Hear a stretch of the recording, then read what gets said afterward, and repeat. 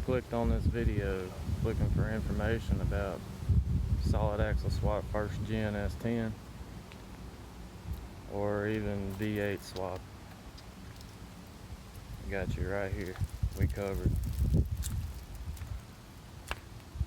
I'm gonna pull this thing around back so my nosy ass neighbors ain't all up in my business. But she's right now TBI, fuel injected. But I'm about to run an EFI here real soon. I'll get to that here in a little bit. But I have a 1995 TBI 5.7 swap that came out of a 95 Chevrolet 1500 pickup truck that I got pretty cheap. And after taking everything I need out of that 1500 and parting the rest of the truck out on Facebook Marketplace, and then once I scrapped it off to the junkyard man that came and picked it up, I basically paid $100 for a perfectly running TBI 5.7 V8 and the MV 3500 transmission. It's a 32 spline.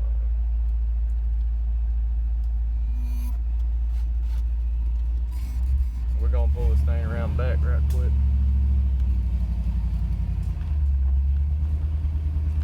I do have true dual exhaust,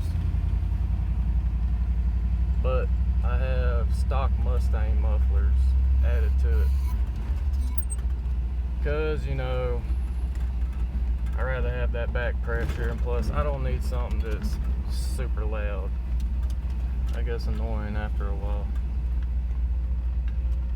But it's just a stock 5.7. Nothing special really.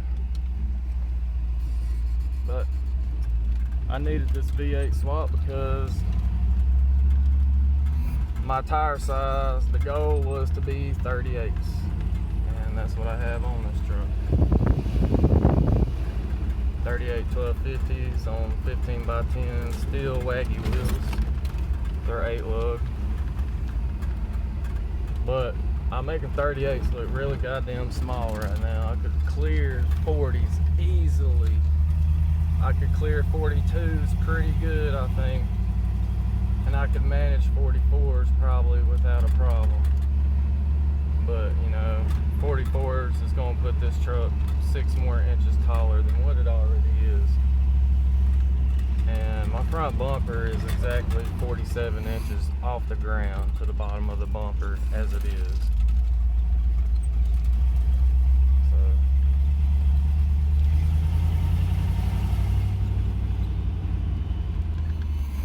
On back here on the driveway. Let you hear that V8.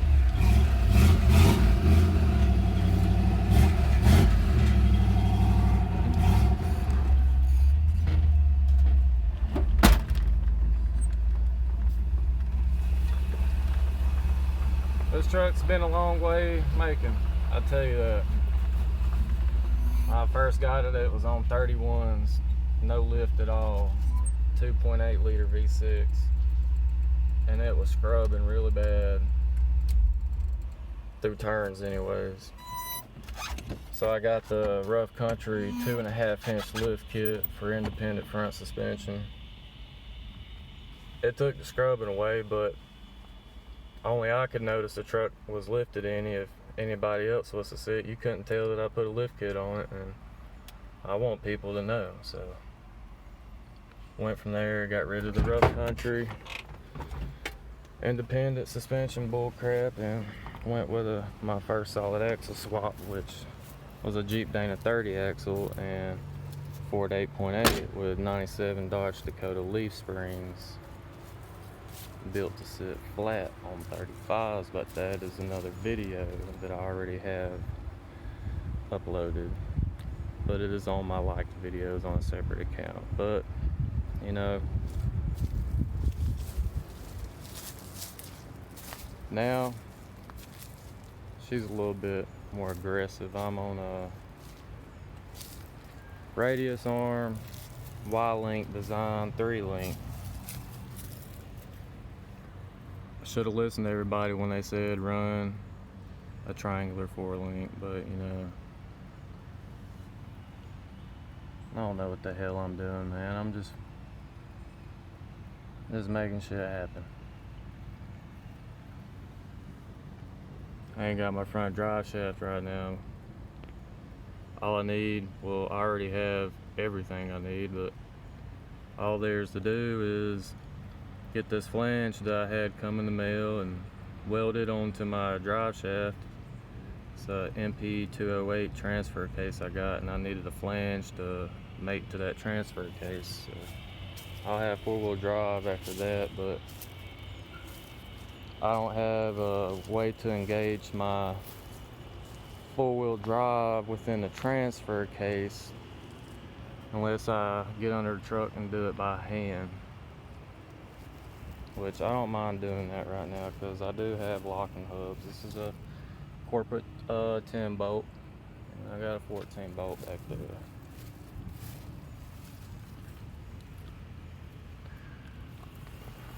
Now, I know something don't look right in this picture. Yeah, transfer case. It's practically hanging straight down. Well, you know, I had to do that. I mean, there's other ways about doing shit, but this is the way my shit's gonna be done. It's my way or the fucking highway, so we got it clocked down. Almost straight down. So I can run my front drive shaft when I get it made. It's gonna be a direct bolt on. Caster in the front set, pinion angles are set, straight bolt on. It's my fabulous dual exhaust. That ain't really that great. I hired a guy to do this, and this guy completely fucked my eyeballs out.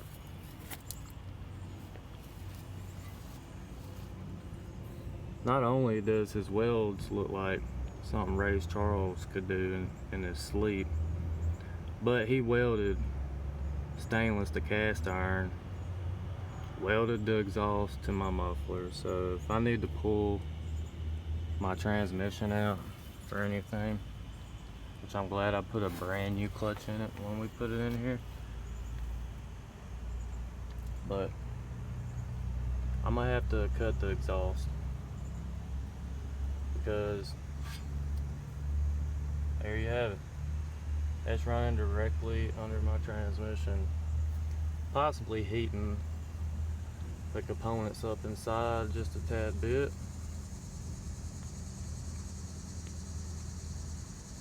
There's an old fossil right there. And when I said I was on leaf springs, that's what's left of that. Didn't really cut them all the way off, you know. I'd rather have seat time around here. So if they ain't in the way, I ain't worried about it right now. But some of that been cut off because my long arm was going to make contact. That one, it ain't really making contact. But this is a 100% custom made transmission cross member. And this build's been in the process for over 3 years now, off and on, and looks like my cross member for my transmission is pretty loose. I think I'm gonna go and put Loctite on everything when I got some free time. But yeah, she hangs straight down. I might have to put a down rock slider over that, some kind of armor. Even though I'm right at 4 feet off the ground, still. Gonna have to put something over that, or it's just gonna get hit. This is a 86 S10. They're old as fuck. Their frames, don't let them fool you. They are fucking shitty, and let me tell you. Alright, well, right here I'm up under the cab. Well, you see right here where it goes all the way from square tubing, and right about right in here, once you get behind the cab and under the bed, gas tank in the way, but the whole frame transitions from boxed in tubing to a goddamn C channel all the way the fuck back.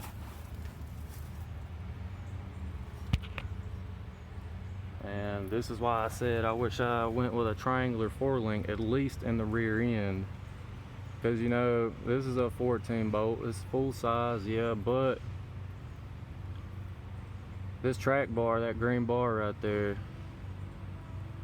what its purpose is, it holds my body over my axle where it's supposed to be, where I have it adjusted.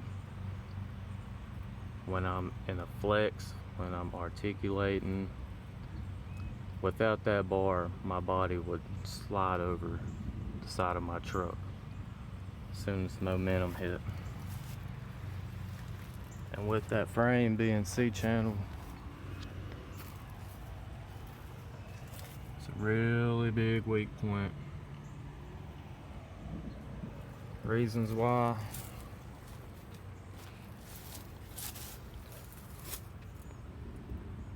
I'm 3-link, man. All the pressure when I flex is being transitioned through that axle, up that mount, and to this mount that is welded to the frame. It's also applying pressure right there, depends on which way it's articulated, but that's pushing and pulling on this C channel. The only thing back here really and truly that, well, did give me some kind of support for my bed anyways, until I did the body lift, but is this stock little cross member. I think it's just designed for whatever you throw in the bed to hold its weight up. That's the only thing holding my frame in the rear together. So if you run a 3-link, this is what I plan to do to reinforce the frame. I'm going to actually get some steel plates. I'll cut some squares. I think I might cut this off. I'm gonna plate that in, and I'm gonna plate that in about 6 inches of steel, little gap there, and some more steel reinforced. And I'm gonna do the same thing over here. And once I got 4 points of contact that are now reinforced and boxed in, then I'm gonna run a X configuration of kind of like cross members tying to each side of the frame, and it's gonna work like a damn X, and it's gonna do what I need it to do when I get a wild hair in my ass. Now this is just a rear frame too. I live in Alabama, so rust ain't really the major issue down here.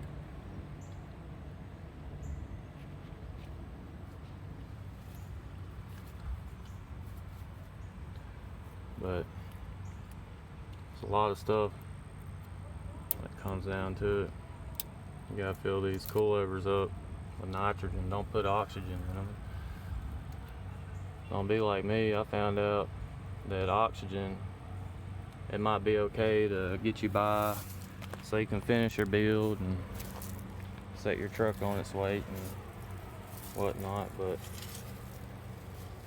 oxygen inside these things will actually develop moisture over time, and once it starts developing moisture inside the damn shocks and their cylinders. It's gonna accumulate, and then after a while it's gonna turn into rust, and that rust is gonna be making contact with moving parts in there, and it's gonna mess your valving up, and you're gonna have to end up getting these things sent off to be rebuilt, and they're not cheap. So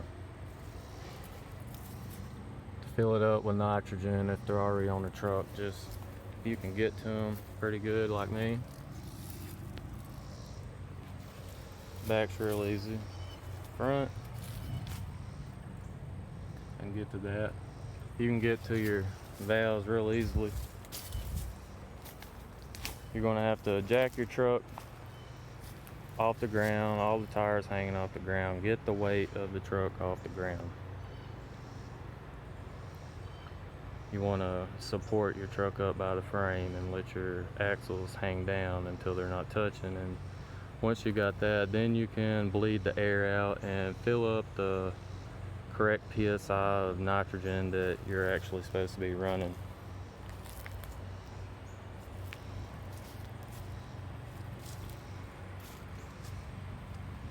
And my steering should be connected, my drag link should be connected right here, but I have to connect it right there. Even though it's still connected on the bottom, I still have major clearance. I still would consider it to be high steer, but the reason why, when I had it connected to the top knuckle, you see the drag link bar, well, the pan hard bar, track bar behind it, them two right there, they have to be at the same angle. If they're not, it's going to cause bump steer, it's going to cause death wobbles, it's not going to be road friendly at all, and it's going to be a horrible ride. So that's why I got it connected down there, you know, send it.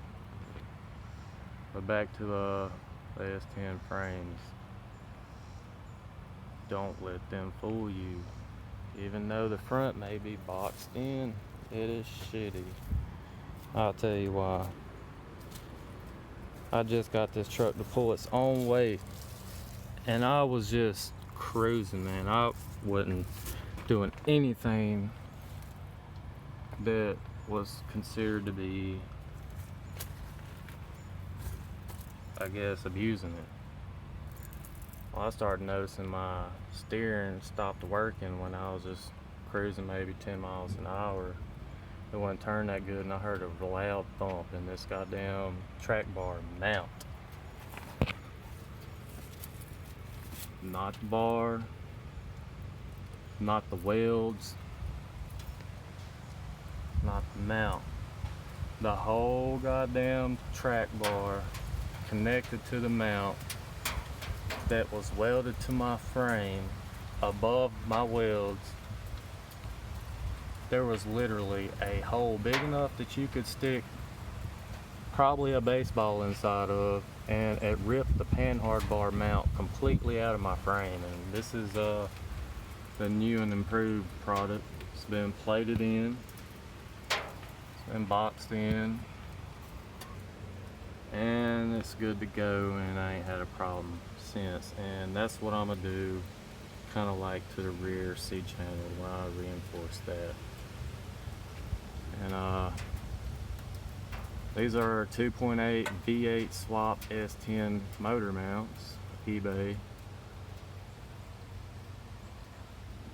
And let's kind of wrap this video up.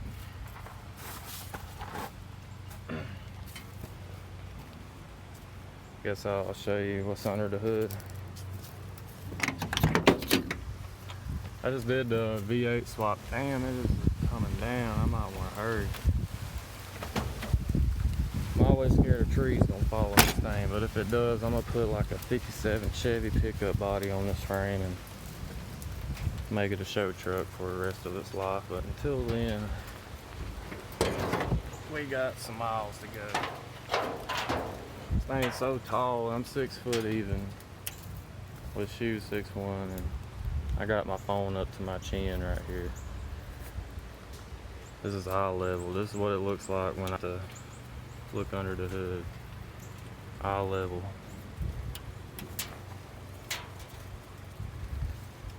You can see. Goddamn hip. But you know, it's a TBI 5.7 350 V8 swap. No crazy modifications, no firewall trimming, none of that bullshit. But you do need V8 swap headers if you're going to run like a regular style exhaust where you're dumping your exhaust up under your truck. You're going to have to get you a pair of headers where on the driver's side it actually loops out on them two middles so your steering shaft can go through there. And look at that rag joint. As soon as I get to the junkyard, I'm gonna look for one that's not a rag joint, actually more like a universal joint. They got them on these Jeeps and it should work. A lot of stuff off this truck is a Jeep.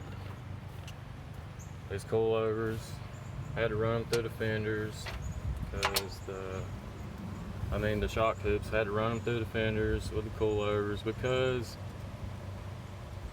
they didn't actually list the overall length of how big these damn coilovers actually were. Had to actually cut these shock hoops in half and extend them, add to them. Because these coilovers, they're 36 inches in overall length. They are from bigshocks.com.